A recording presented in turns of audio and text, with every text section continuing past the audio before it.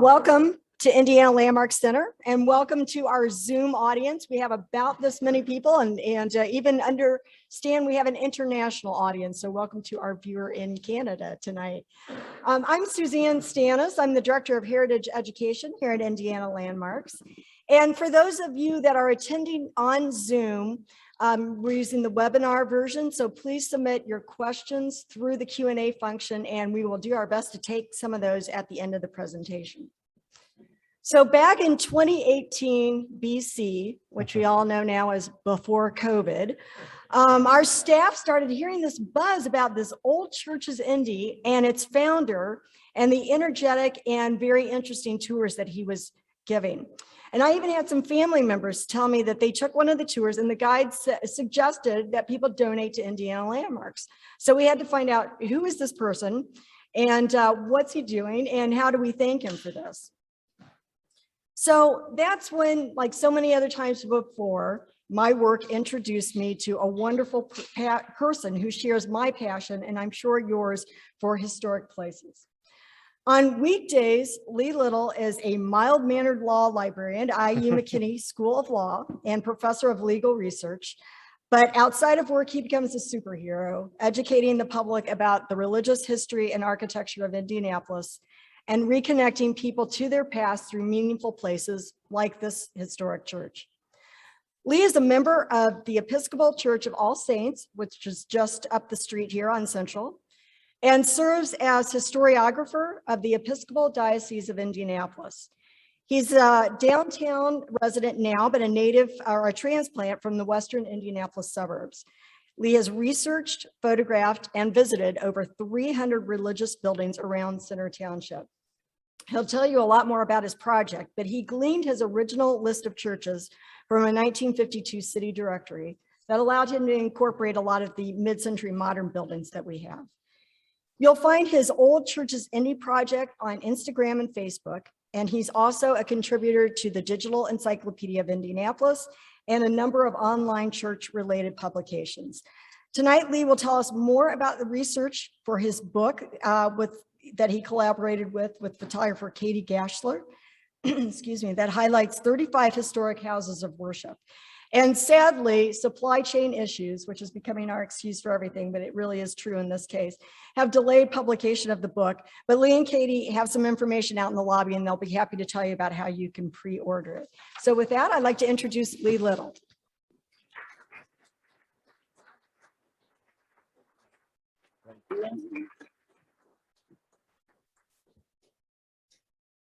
So thank you everyone for coming. Thank you, Suzanne, and thank you to Indiana Landmarks for being one of the best charitable organizations on Giving Tuesday. If you haven't done so yet, I encourage you to donate, encourage you to do some more research into the work that they do.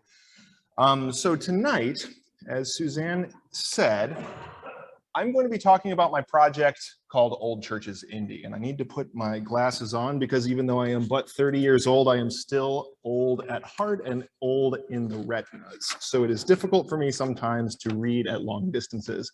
I will tell you as well that I got bifocals during law school, if that says anything about the toll it takes on your eyes.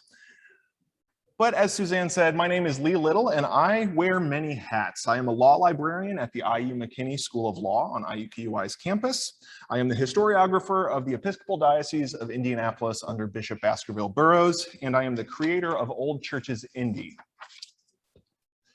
I was invited to speak tonight about my ongoing project called Old Churches Indy. According to recent research, Indianapolis has the most religious congregations per capita of any city in the world, with one congregation for every 289 people. So if you see a megachurch or a church with more than 289 people, just know that that could be evened out just a little bit. Before jumping into the story of this city's churches, I want to emphasize that Indianapolis is not a wholly Christian city. There has been a Jewish presence in the city since the 1850s, and more recently, Muslims, Buddhists, Sikhs, and other religious groups have started to build their houses of worship in the city, including the fantastically gorgeous Hindu temple on the far east side at, I think, 40th and German Church, or a little bit south of that. But it's just incredible. It certainly rises out of the horizon in a way that most churches around here do not. So where does this all come from? As you can read here, or if you can't, it's bearing the headline, Indianapolis worthily bears the name City of Churches. This is an Indianapolis News article from 1902, and it shows that there has been a large concentration of churches of all denominations since the very beginning. This is not a new thing for this city. Something about Indianapolis has led us to be a more religious city than a lot of our surrounding cities. The long dead author of this article is wrong on a few points, particularly about when the first Methodist church was built, when things were founded, things like that. But I share his enthusiasm for Indianapolis churches, Indianapolis houses of worship, and related topics. So you may be asking yourself, how did this project come to be? How did a spry 26-year-old one day pick up his camera phone, start walking around the neighborhood, and actually get to a point where he has visited 300 old church sites throughout Center Township, throughout Marion County, and drags his wife on these wonderful excursions to parts unknown in central and southern Indiana? I had just finished up another project in 2017 and needed something to keep me busy. That need was combined with my love of Indianapolis, churches, architecture, and history. And voila, Old Churches Indy was born on January 1st, 2018. So we are approaching year 4. And you may be wondering, where does this list come from? How did I wind up getting that many churches to research? And the answer, as Suzanne said, came from the wonderfully digitized collection of city directories that the Indianapolis Public Library and that some of the IUPUI libraries also house. I chose mine from 1952. 1952 may not seem like that long ago to some of you, but I want to tell you that it was 70 years ago next year, which to me is a long time. There's a few reasons why I chose 1952. Firstly, it is before modernism really took hold in Indianapolis as the main form of church architecture. What we see here is First Christian Church in Columbus. It is gorgeous. I think that it's one of the prime examples of church architecture in the state, up there with Sacred Heart on Indianapolis's south side and the Basilica up at Notre Dame University. So this is really a church that had a lot of impact on church architecture, not only in Indianapolis, but around the world and around the United States. I have this theory that architects went to Columbus to see what the Saarinen were doing and went back to the coasts, particularly to Florida. There was a hurricane that hit pretty bad. Most of the old churches fell down. And so they started to build these churches to their own specifications to withstand the local environment better. Then 20 years later, it came back to Indianapolis, which is why you see a lot of modernist churches that have sort of that A-frame sort of roof line. This is a stunning and storied building. However, this is not. And this is what most modern mid-century churches, I think, though I may be wrong, and there are some of you in the audience that are modernists, fans of that type of architecture, this is what I was trying to avoid. They're archetypes of cheap architecture, cheap building styles, but they're important because these are still houses of worship. This is still where people came to worship their God. This particular example is the former Hansing Park Christian Church. It was noteworthy a couple of years ago as the first church of cannabis. Another reason that 1952 was my chosen year is because it really gave me a limited scope in terms of what to cover geographically. As many of you may know, Unigov, which combined City of Indianapolis governance with County of Marion County governance in 1970, it made coterminous Indianapolis and Marion County. And so it's one of those things where if I wanted to drive down to Canby or to Franklin Township with Acton down there, I didn't really want to do that. A lot of those older congregations, while worthy of study as their own particular thing, they had started to build those modernist churches, and Indianapolis, I think old Indianapolis especially, is much more interesting because it's an urban center. There's a lot more going on in Indianapolis compared to those outlying areas, which historically were farm centers. Not to say that there's anything bad about farm centers or small town Indiana, but I would rather focus on these bigger congregations in the urban center. So, what did that list look like at first? And I don't know if any of you have spent a lot of time with the city directories. Has anybody looked at the city directories? I see a couple of hands. I am grateful to all of you for at least throwing me a bone here. This is the churches section from the 1952 Polk's Directory of Indianapolis. And this is just the first 2 pages. There's more than 600 individual congregations listed here, and I believe it goes on for 4 or 5 pages. Single-spaced, tiny little font like that. Some were small storefront churches, others were very, very large, like St. John's Roman Catholic. This fine building as well is listed in here. So it's everything in between. Some of them have survived. A lot of them have not. Both survived in terms of the congregation still existing and survived in terms of the building still existing. At the start of this project, there were around 300 church buildings from this period, from this list, and a little bit newer to cover Second Presbyterian, for example, that still exist today. And I'll get into those that we have lost near the end of the presentation. So what I did, with many, many, many hours of work on this, I processed the data, but more on that in a little bit. Because from that list, Google Sheets is fantastic. I did not plot each of those individual points. Google Sheets allows you to take addresses and plot them onto a map. So I took all of that data, all of the addresses from that list, I processed them into the Google Sheet, and then I put them on a map. And that's where the fun started to happen, because that gave me driving or walking directions to any of those points up there. As my wife found out one beautiful Saturday last year, where we went and visited about 60 of them in an afternoon, well, not just an afternoon, throughout the whole day. It was the first summer of the pandemic. It was bleak, but these churches gave me life. And so spending a couple of hours in the car with my wife and my dog was just wonderful. So to talk about how these churches came to be, how these congregations came to be in our fair city, we need to talk a little bit about the foundation of Indianapolis. And so that's really been the biggest process that I have come through in this project, is understanding where we as a city, where we as a state came from. And I have learned so much about not only these congregations, but about this city and about the people that have moved here, that have lived here, that have worshiped and died here. Before 1819, there were no churches or any institutions of any kind in central Indiana, in the land that we now call Indianapolis. Prior to that, the land was inhabited by members of the Lenape and Miami tribes. And I think that that's very important to emphasize, that we are on land that people before us, people before white colonizers came in. That's super important to understand, that there were people here before. They were having their own lives, their own religious practices that are not what we see today. Because this is also a map of all of the treaties that expelled the native tribes from Indiana. I believe we are in session, C-E-S-S-I-O-N, 99, there in the middle. Also called the Treaty of St. Mary's, that paved the way for Native American clearance from this area. So what is an old church?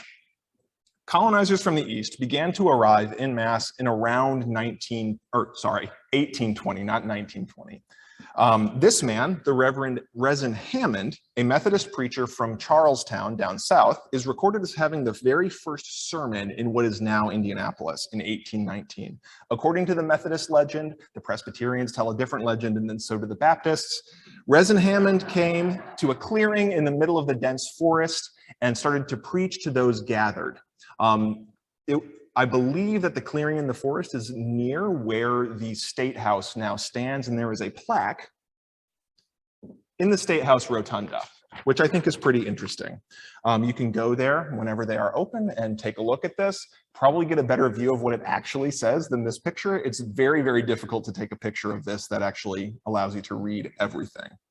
But from that moment, from that 1819 moment, that cemented the Methodists as being the first and foremost denomination in the new capital city for Indiana. The Methodists, however, were not alone. Most other early groups were better suited to some sort of self-governance in terms of the congregation. So you can see Methodists, even though there is a hierarchy in the denomination, they still have circuit riders. It's more like a ad hoc prayer meeting where sometimes a minister will come through. You'd like to have a minister most of the time, but it's not required. First Baptist then was founded a couple years later. First Presbyterian also was founded relatively shortly thereafter. And these are somewhat autonomous in how they govern themselves. As population reached a critical mass after the arrival of the National Road in the late 1830s, these congregations from more hierarchical denominations came to be. So you can see there's Bethel AME. That was the very first of the Black Methodist groups in town. That was formed in 1836. Then St. John's Roman Catholic, founded as Holy Cross in 1837. Christ Episcopal Church, which is the oldest Episcopal church in town. Those all were founded around the same time, as well as the first Lutheran church in town. So I think it's really interesting to see sort of this point in time of when these groups came and sort of think of why. Why are these people coming here at this particular time? Why are these groups starting at this particular juncture in our city's history? As an Episcopalian and the historiographer for the diocese, I have some intel that may or may not be true that early Episcopalians who were here prior to the foundation of Christ Church actually attended the Presbyterian church in town rather than the Methodist church. And I think that that's because our theology has trended towards Reformed theology rather than more of the Wesleyan theology, but that's a conversation for a different time. This set of pictures up here is a set of pictures from J.P. Dunn, who wrote Greater Indianapolis, a city of homes, and then a bunch of other words after that in true turn of the century fashion. This is how the churches in Indianapolis looked in 1852. None of those still exist, although I believe all of the congregations still exist in some form or another. So from that book by J.P. Dunn, he lists a bunch of different church locations, histories of churches of various denominations. And so what I did is I plotted these on a map. And that's what we see here. You can see that there is so much in the downtown area. So only Roberts Park Methodist, St. John's Roman Catholic, and Christ Episcopal Church still stand of all of these, which is really, really interesting to think of. And of those, Christ Church Episcopal is the only one that still stands on its original lot. This is one of my favorite churches in town, and this is a particularly quaint little drawing of Christ Church by one of my favorite Indianapolis artists, Frederick Polly. He was active, I think, in the 20s through the 50s, maybe a little squishy on the dates on either end. But Christ Church is the oldest church in the city, dating to 1857. And it's also, like I said, the oldest church to still stand on its original lot. Monument Circle once had 5 churches on it in the 1870s, and over time, all of them have been destroyed except for Christ Church, mostly due to some contributions by Eli Lilly, who was a member of Christ Church. So before I dive into any sort of data analysis as to these churches, I want to talk for a moment about 3 neighborhoods in town that are named after churches. So you can see here, we have 3 different areas colored a little bit differently. We start with Little Flower, which is the newest of those churches. Then we move to Holy Cross, which unfortunately is no longer an active church and is being, in my opinion, allowed to crumble, to ruin, unfortunately. And then finally, we have Holy Rosary Danish Church, which is in what developers, realtors are now calling Fletcher Place. There's some squishiness in the lines there of the boundaries between the different neighborhoods. But I think it's really interesting that 3 of our city's neighborhoods are named after Catholic churches, particularly given the actions of the Klan in the 1920s with their vehement anti-Catholic sentiment, that these have survived in, if nothing else, name, if not building, as the city has developed around them.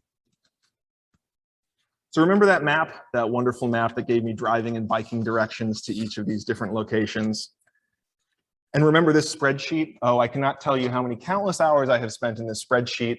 I have shown it to many, many, many people. And I think I'm ready for a new hobby after this project is done. But the city directory gave me the name, the denomination, and the address of each congregation. So that's from the left. So we have name, denomination, and full address. That's all the information that I was given. I then researched everything else. So neighborhood, current use, the year, the architectural style, the architect, the building material, the sanctuary shape, the roof line, whether or not it has a tower, and whether or not it has a steeple. And I'll get into a little bit more of what this all means here in just a little bit. So what I would do is I would take all of that information, I would crunch it, and then I would, if I can find my phone, I'm not actually going to show you, but I would put that into sort of a narrative form for an Instagram post. And so my very first post was of All Saints at 16th and Central up here, which is where I go to church. And it says, this is my church home. So I started the project with All Saints, and then the very last church that I posted was of All Saints as well. And so it's sort of this nice full circle from my home church to my home church and everything in between. I thought that that was a really nice metaphor for how this journey really into the city's churches has gone. So remember the architects. These two men designed nearly 10% of the city's old churches between the two of them. We have Dietrich A. Bohlen and Kenneth W. Williams. I think Bohlen is much better known than Williams, probably because his are a lot more massive, monumental in scale, and I think more beautiful, but I'll get to that in just a moment.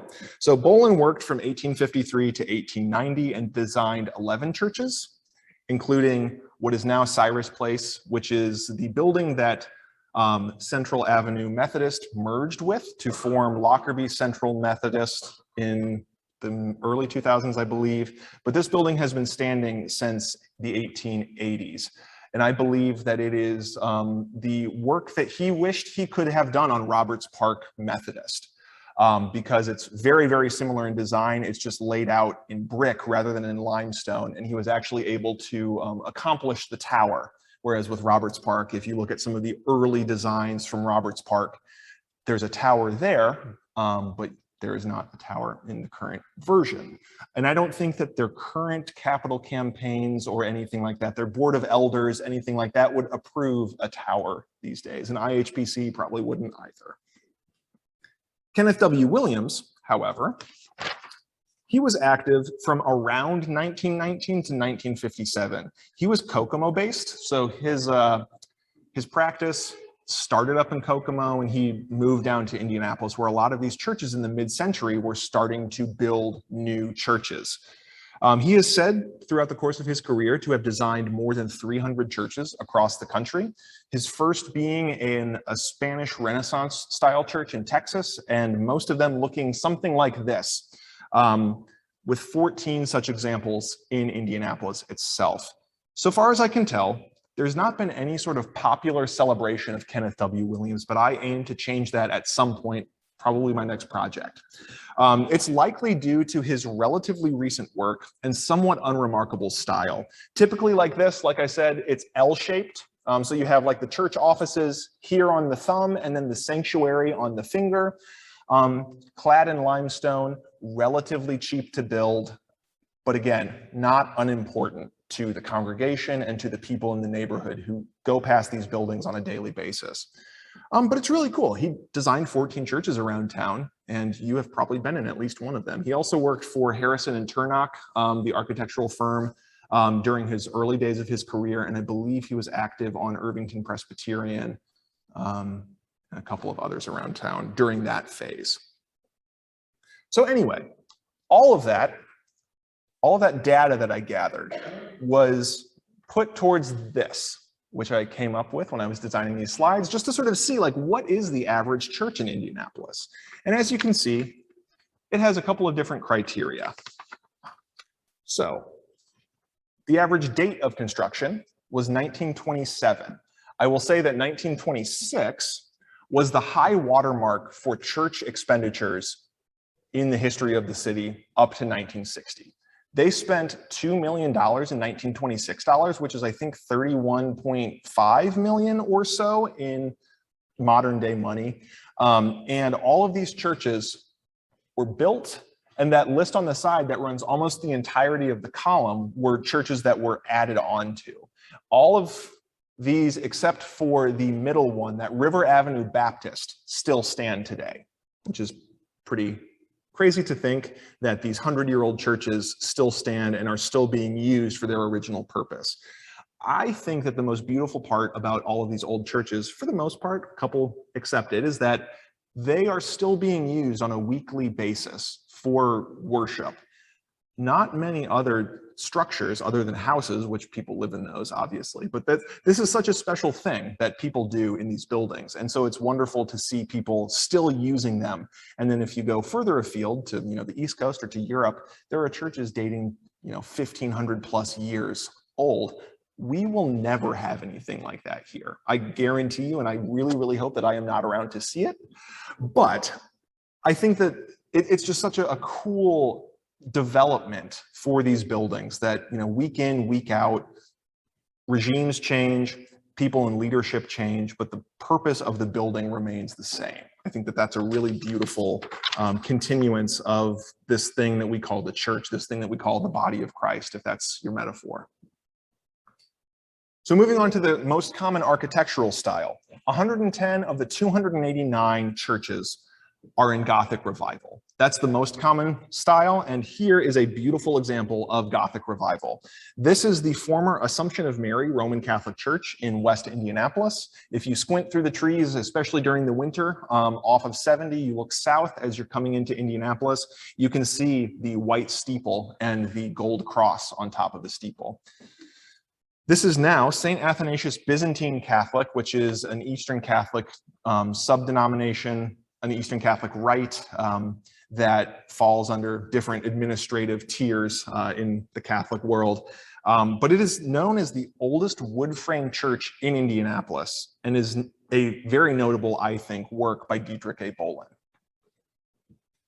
Moving on to the most common building material, 153 of the 289 churches are clad in brick. This does not mean that brick is the only thing that was used in the construction, but I think, if you see a brick church, it's pretty remarkable because it's just bright red or the dull red, depending on what type of soil they use. And you would think in Indiana that limestone would be the most popular building material. Limestone is so expensive. That's why a lot of the large congregations in Chicago and New York and here to a lesser degree have used limestone. But brick, it's relatively inexpensive, it's relatively attractive, and it certainly beats wood for durability. This church, which is on the next slide, is the former St. Paul's Reformed Church in Hawville, and it dates to the 1880s. I don't think that if this were a frame church, it would still be standing.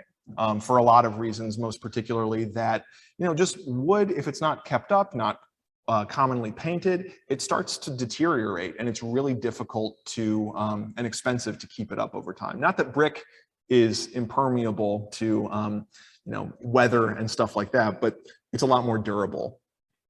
I want to emphasize that this church is a beautiful example of a process that occurs in Indianapolis with some frequency, where an older congregation has built this building and they move on. They either fold because the membership has moved away and they don't want to drive to their same old church that they've had for a long time. This was particularly prevalent during the white flight period that afflicted this neighborhood pretty heavily, starting in the post-war period and then dating on to about the mid-60s.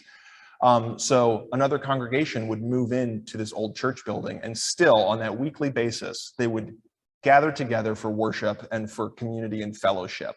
And I think that that's even more beautiful than these buildings just being used on a regular basis, the fact that it can continue regardless of denominational lines.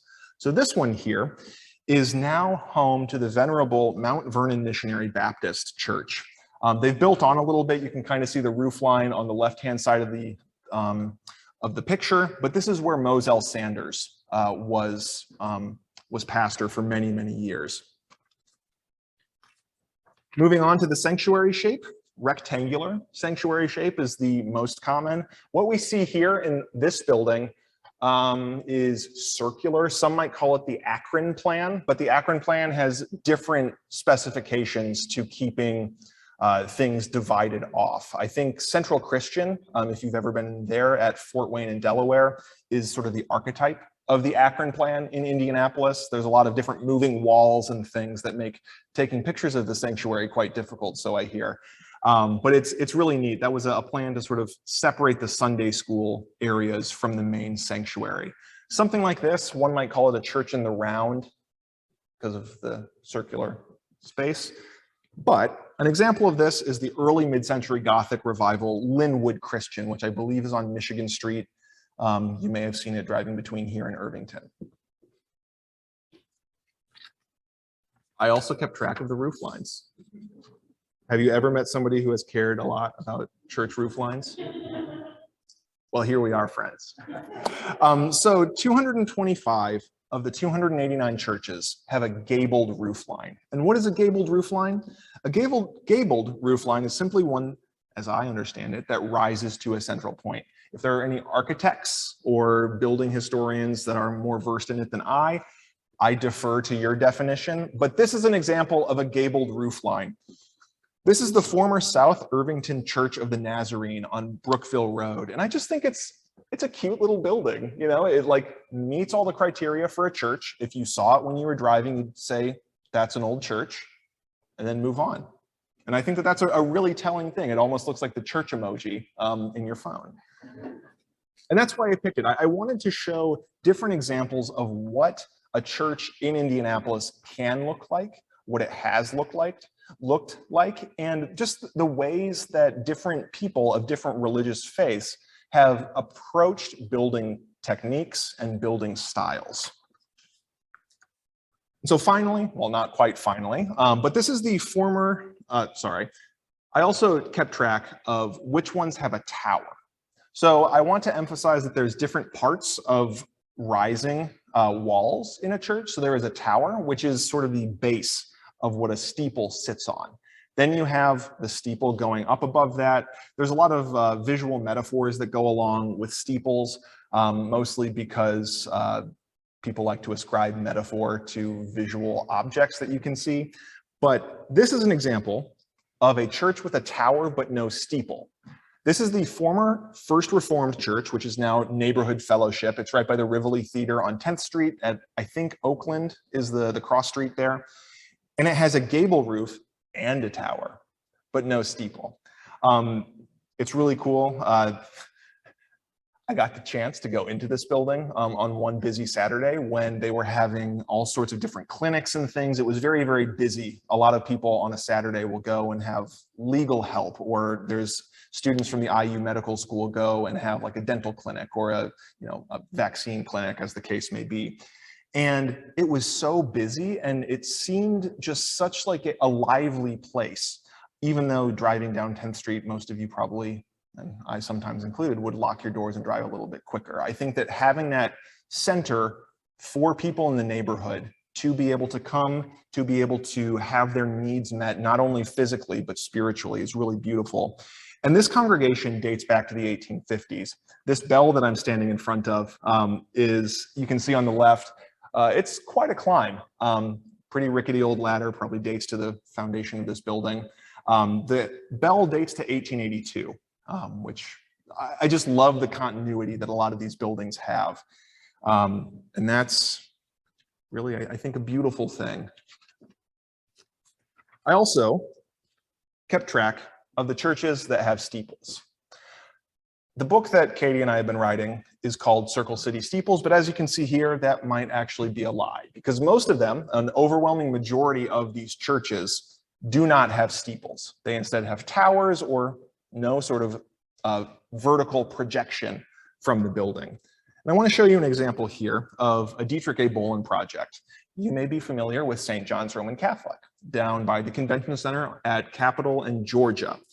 When it was first completed in the 1870s, it looked like that illustration on the left. Because small-ish congregation, steeples are expensive to put up, they're expensive to maintain, so they didn't put the steeples on. It took another 20 years and the death of the architect and his son to finish the project for the steeples to actually come into being as we see them today, which you see on the right. They were recently renovated, restored, lovingly restored from that sort of greenish patina that developed over the years to this gleaming metallic finish that I think just really makes the building pop. It's such a beautiful building inside, and now with the newly cleaned steeples, it's just such a cool space. And I'm very, very excited to see the steeples weather over the next couple decades back to that green, because they have a life of their own. These buildings, they have seen so much. This building in particular dates to 1870, like I said, and so they just celebrated the 150th anniversary of the building and consecration of their structure. So, dear friends, you may be wondering, what is the most average old church according to these criteria? Because I know you were wondering that. Any guesses?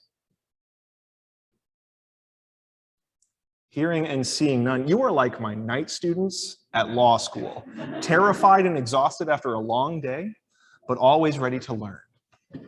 I will be grading you on a curve. There will be a quiz. Grades will be due out 3 weeks after. So the most average old church in Indianapolis, according to those criteria, is Broadway United Methodist. You can see there on the right that it cost $400,000 in oldie-timey money, which is just an incredible amount of money today, though still less than some restoration projects that Indiana Landmarks and its wonderful donors have undertaken. And the fact that it has stood at that juncture for 100+ years is so beautiful. It's moved around a couple of times, but it meets all of those criteria.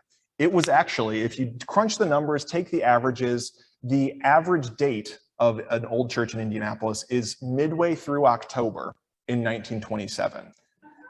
As you can see, almost midway through October. I didn't want to throw it out just over a minor technicality, but it meets all of those styles. It is from 1927. It is Gothic Revival and a particularly beautiful version of it. It is made of limestone instead of brick, but it's the closest thing that I could find to also having a rectangular sanctuary. It has a rectangular sanctuary rather than a cruciform sanctuary, even though it is built in an Old English style. It has a gabled roof line, it has a tower, and it also lacks a steeple. So you can see here, that picture on the left, I took it from the Fall Creek bikeway that rides there along Fall Creek.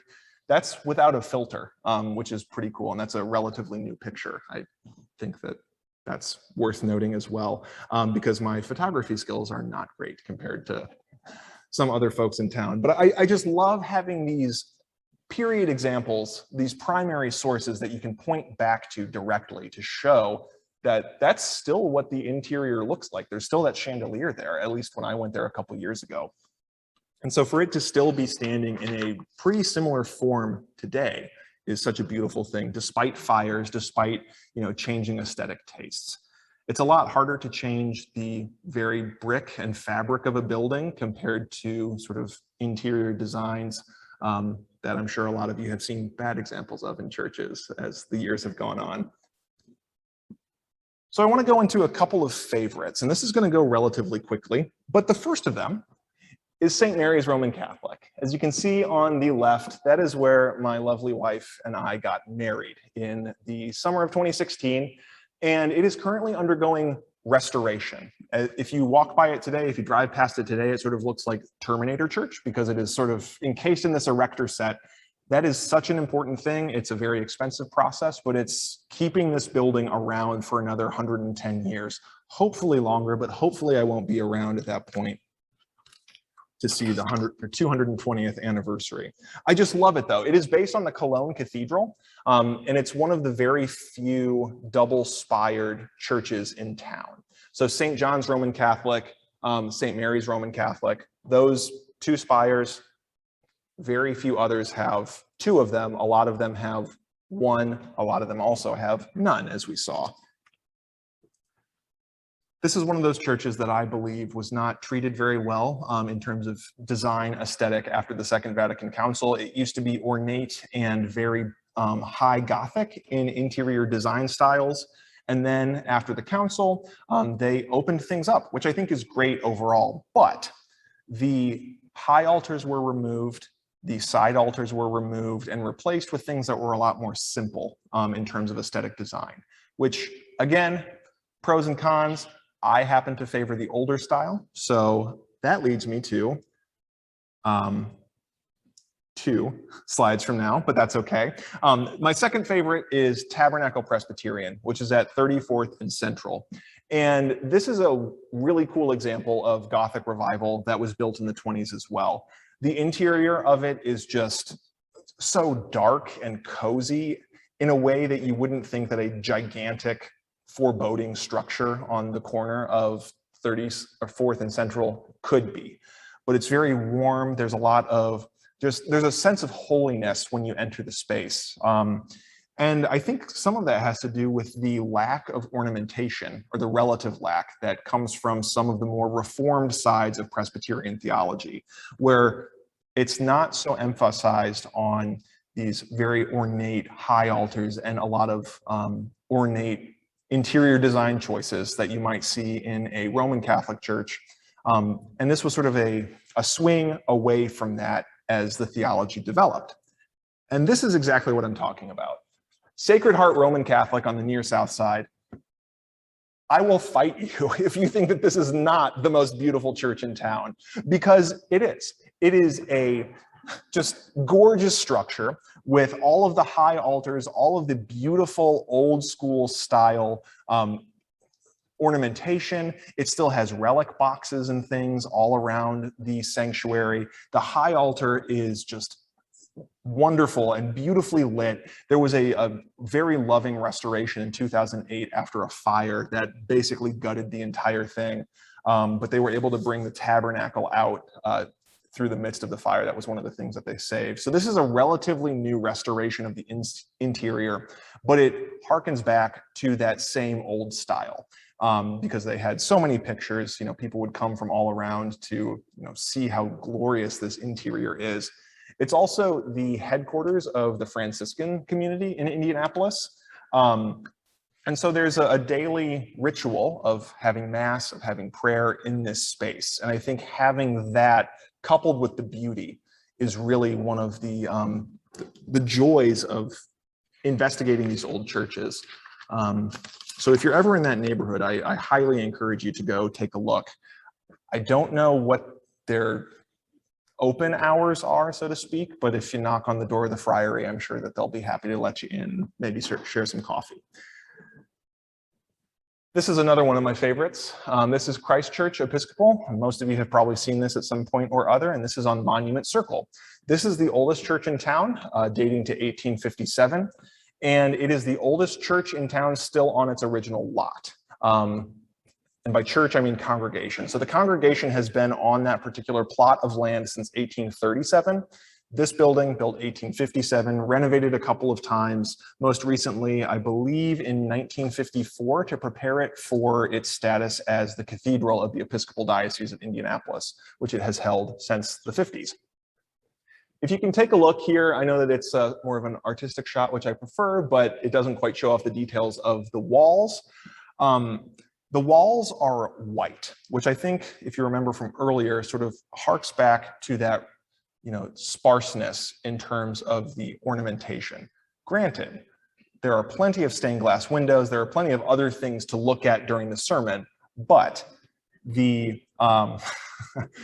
the ornamentation itself on the walls is relatively sparse. This is one of 3 churches that has served as the Episcopal Cathedral over time. It's been Christ Church on Monument Circle from 1954 to the present.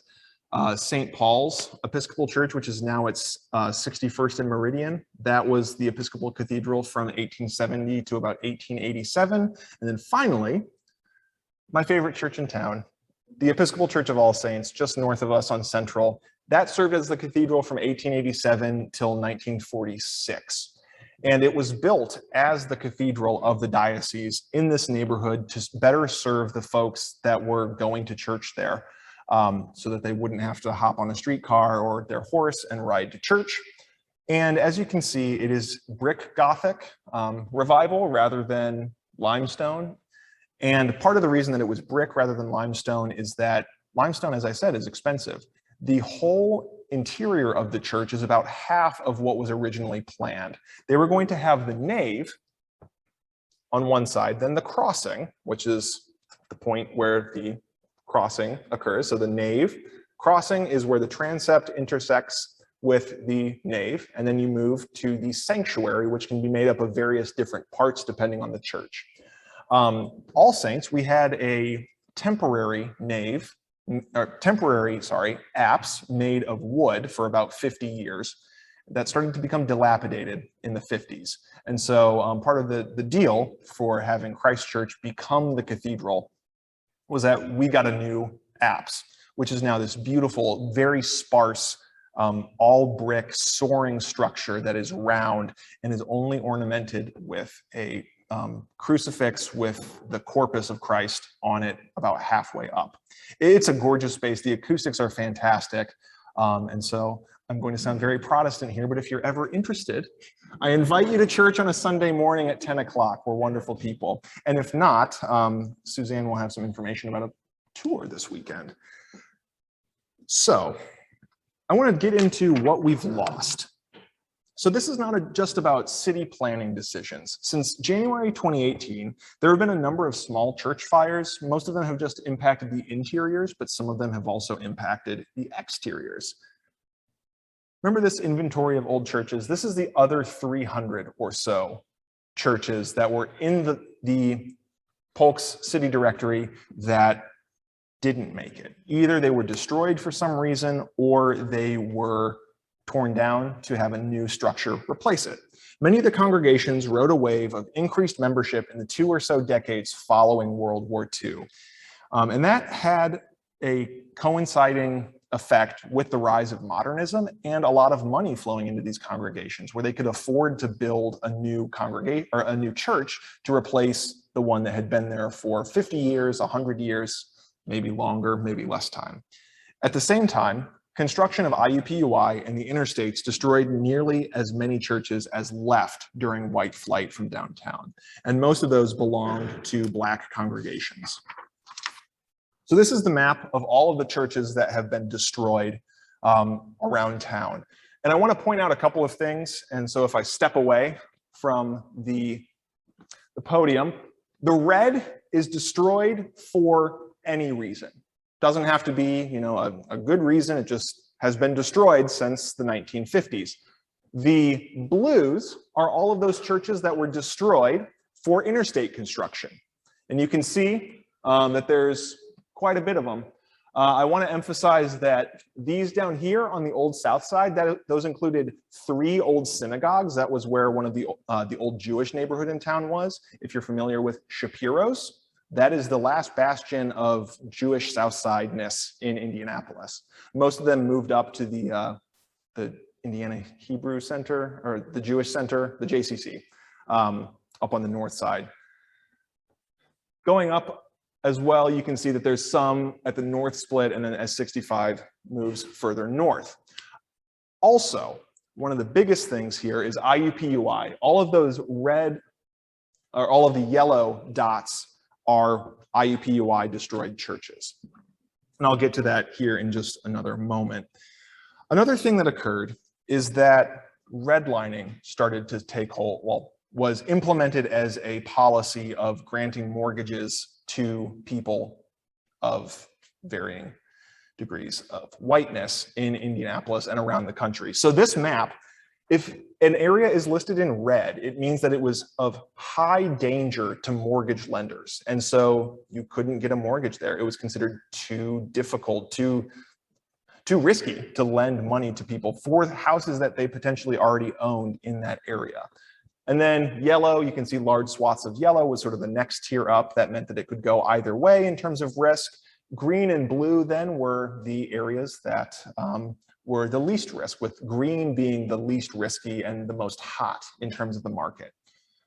So a lot of that had to do with future planning decisions. This map is from the mid-30s. And so what happened since the mid-30s? IUPUI was constructed, a lot of redevelopment in downtown and the interstates all came through. And that impacted where people live. You know, people of color have been in Indianapolis for as long as Indianapolis has been. And so those folks were displaced to different areas around town because of planning decisions like this. And with that went their churches. So I just want you to keep in mind that churches are not just buildings, they are also groups of people that go to those buildings, which I think is important to keep in mind through all of this.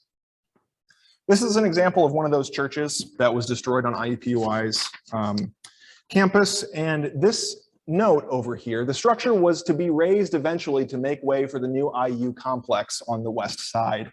As an employee of IUPUI, I am glad that they are here. But as a person studying these patterns in Indianapolis, it's kind of dicey. There's sort of this whiplash that you get that, like, yes, I'm glad it's here, but also look at this neighborhood, this vibrant neighborhood that it displaced. I encourage you to go on one of the tours from my friend Samson Livingston, who is here in the audience with us tonight. He does walking tours of Indiana Avenue and other Black neighborhoods in town, and you'll get to learn a lot more than I ever could know. But it's not just that. Sometimes fire happens. So this is the now former, since the summer of last year, Wesley United Methodist in West Indianapolis. It was at Elder and New York, I think, just right across the river from IUPUI. There was I believe they suspect arson attack on this, but it had been vacant for many, many years. This one particularly hurts. This is the church that my wife's grandfather went to as a kid. And this is the former now, Riverside Methodist in the Riverside neighborhood, which is, I think, one of the ground zero points for gentrification and discussions around that in the city. So those are the two that we have lost, at least since I have started this project. As I said, there's been a number of other church fires and things that have impacted congregations, but luckily those have all been repaired. So religious congregations are groups of faithful people, as I just said, who block off physical space to worship their God according to their own beliefs. Indianapolis is a collection of those people of all beliefs and of no belief who have made this city their home. This land is home to us. By taking a moment to ponder these houses of worship, including the one that we are in that is beautiful and has been beautifully restored, it is possible to learn much about what makes each congregation, and by extension, our city, tick, and what each of us holds dear.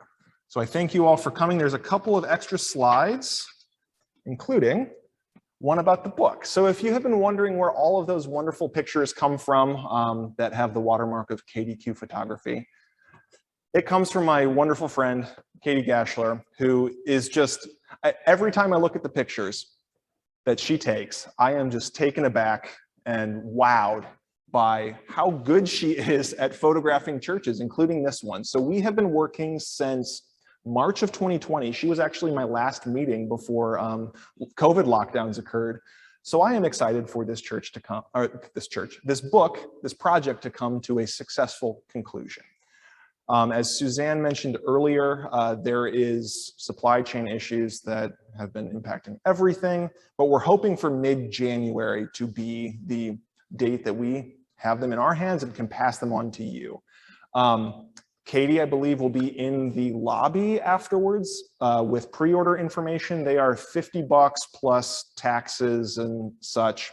But it has just been a pleasure to work with Kati throughout this entire project. There's 35 churches and a lot of writing, a lot of fantastic pictures. So I just wanted to take a moment to thank Kati for everything that she's done for me and for this project, and I'm eternally grateful. So thank you.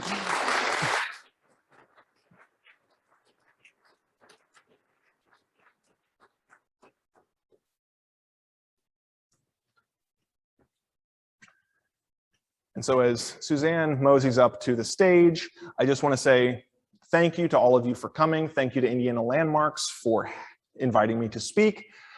Thank you to the congregations of Indianapolis. Thank you to Katie and to my lovely wife, Kate, for all of the support throughout all of this. Thank you, Lee.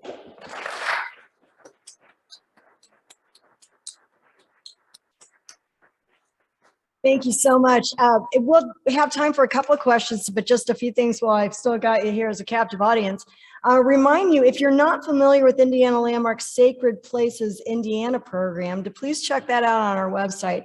It's a wonderful program that we have that helps to strengthen congregations and to help them with maintenance issues and fundraising so that they can stay in their buildings, their historic buildings, and not have to close those. Also, I want to remind everybody about the tour that Lee has mentioned a couple of times on Saturday. If you missed out on your chance to get the pre-sale tickets online, Sharon Gamble is in the lobby, and you can still purchase those for the pre-sale price, or they will be available on sale the day of here at this building. And you can also take care of a lot of your Christmas shopping in addition to pre-ordering the book that Lee and Katie have taken have done. You can also buy gift memberships to Indiana Landmarks or the book that we have called Rescued and Restored.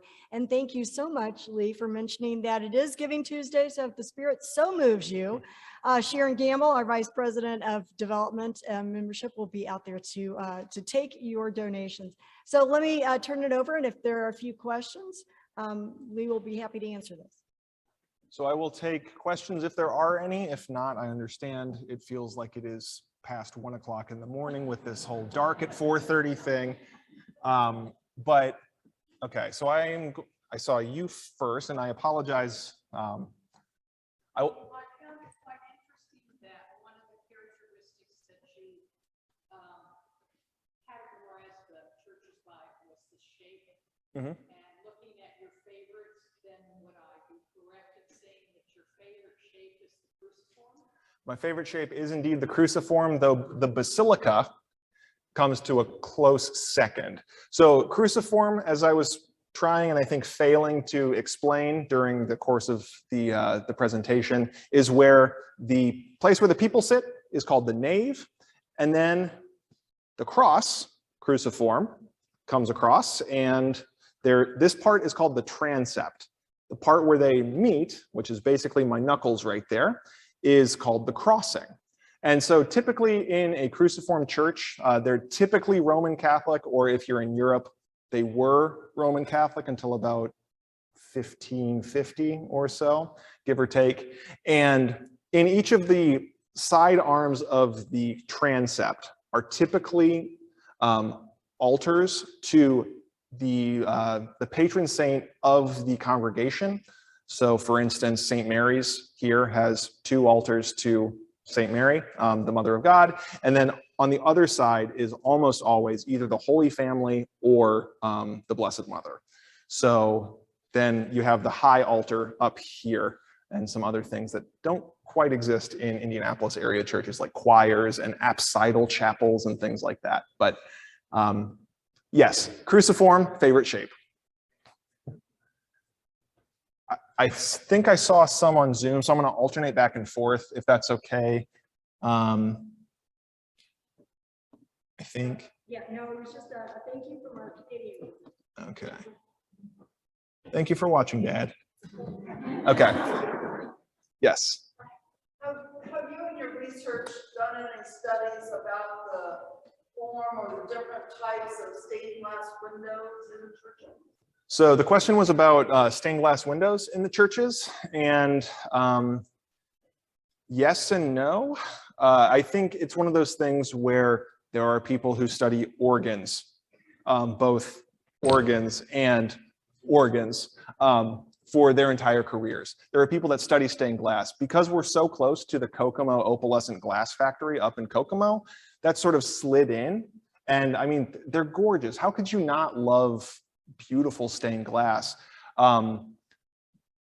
So now that I have researched all of the churches themselves, I think moving on to more ornate types of stained glass and ornate designs is next on the list.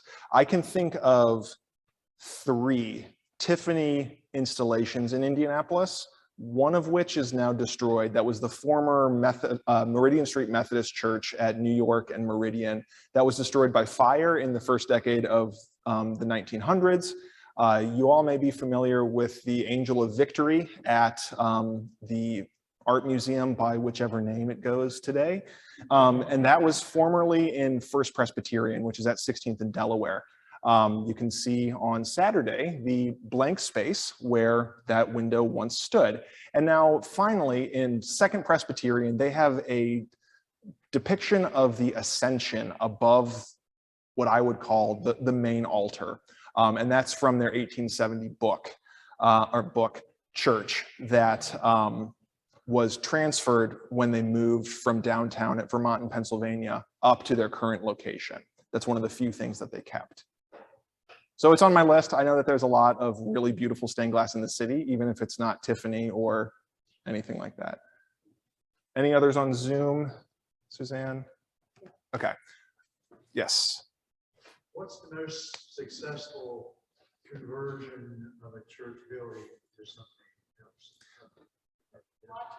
So a place like this is gorgeous. So the question was about conversion of church buildings to other things. There's a lot of them around town that are condos or living spaces. My favorite, I will not comment on the most successful, my favorite is St. Joseph's Brewery, which is at College and I believe Vermont. And if you want to buy me a beer there someday, I would not be mad. So it was an old Catholic church that existed for several decades. The neighborhood around it shifted from mostly residential to mostly commercial. And also there was St. Mary's not far from there. So it sat vacant for many, many decades, which I think speaks to how robust these buildings are in terms of their old building styles and the building materials. And in 2015 or 2016, it was renovated into a brewery, which I think keeps beautifully with some Catholic traditions of monks. I'm serious, with monks brewing beer and using that to support themselves, which I think is, you know, why it's one of my favorites. Yes. I believe you can, so the question was, where does the tour start? I believe you can start anywhere, but if you have tickets, you can get your stamp at any of the churches, but if you don't have tickets, stop here first. Yes, you can also buy your tickets this evening. Yes.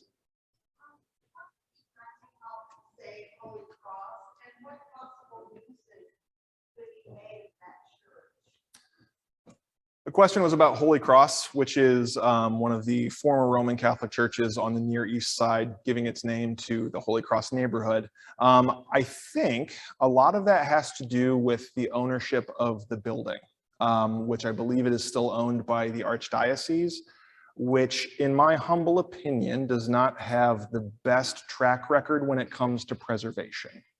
So my unfortunate, cynical answer is that it's probably going to be bulldozed or just allowed to ruin, but I hope that I am wrong. Samson, yes. Yeah, so I know we talked before about St. Bridget's, the Irish conversion from a Black Catholic congregation.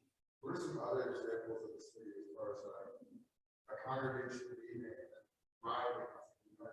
These things are interesting or telling of the city. So the question was about congregational movement and particularly shifting in demographics of neighborhoods. So the old South Side, basically below where 70 is now and south, I think is, I don't want to use this term, but ground zero for that type of shift relatively recently. It all has been shifting, as things like that often do, but a lot of those churches were founded as German stock. So there's one that is the Frieden's United Church of Christ. The congregation still exists further south down by German Park on Meridian. It's in this really weird looking modernist churches book. Nobody let me write the modernist churches book for at least 5 years. So if that's what's on your radar, don't let me do it. But that church has been home to an apostolic Black congregation that fits the neighborhood for 50 years at this point. So I think as you look around, the fact that these houses of worship are being reused is really a beautiful thing. One that pops in my mind are some of the churches out on the east side.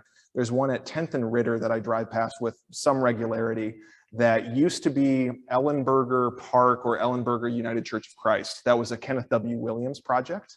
And it recently folded. The congregation still exists, but it's now Judah Life Destiny Church. And I think that name in particular sticks out to me just because it's so out of the tradition that I come from for a church to be named something like that. I could go on and on, especially in Martindale or in Brightwood, but that's a talk at St. Joseph's, I suppose. Suzanne.